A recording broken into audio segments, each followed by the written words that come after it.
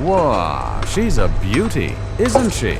This magnificent truss here is a textbook Waddell truss. It's holding up nicely, eh? Well, textbook for you maybe. For me, it's a whole lot of steel and hoping my guys got the bolts tight enough. Still gives me flashbacks to Madame Dazlyna's Theory of Structures class at Politeknik Port Dickson. You remember her?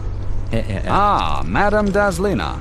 I remembered she said, equilibrium is not a suggestion, gentlemen. It's a law. What did you say? I can't hear you.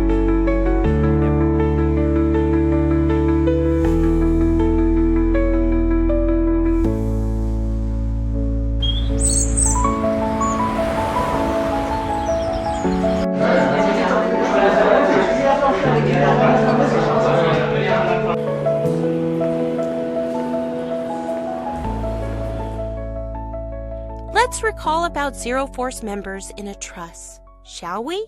Madame Dazlyna, I have a question. Are zero force members just lazy, like they're not doing any work?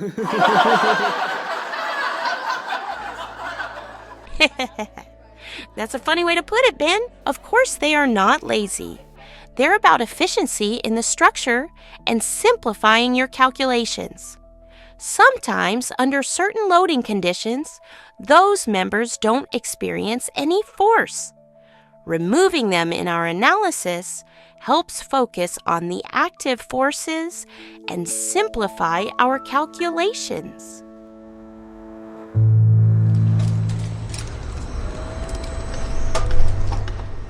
I was really having a headache to understand what Madam said back then. Do you remember about the vertical displacement on any joints of the truss? Wow, the calculation was so tedious. I had a hard time understanding the process. I remember trying hard to understand that. That was when Madame Dazlyna introduced the virtual work method. My brain nearly did a virtual exit. Turn to topic 6, class. Joint displacement. Remember, trusses can experience displacements at their joints. So the virtual work method, or the unit load method, is your tool to determine the value of the truss's displacements, be it horizontal ones or vertical ones. Now let us learn by taking a look at an example. Let's say we want to find out the vertical displacement at joint B, or we can just call it delta VB. We can use this formula here, okay? Right, guys? Before we can use the formula, we must first determine the values of P, or the internal forces of the members that exists because of the applied external load. In this case, the applied external loads are the 30 kilonewton load and the 80 kilonewton load.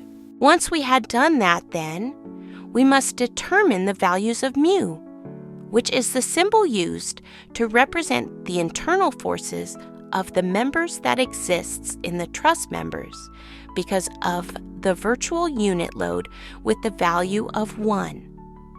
Note that the unit load must be in the position of the vertical displacement we are interested in, or in this case, the joint at point B. Then we can calculate and find the vertical displacement at joint B, the delta VB.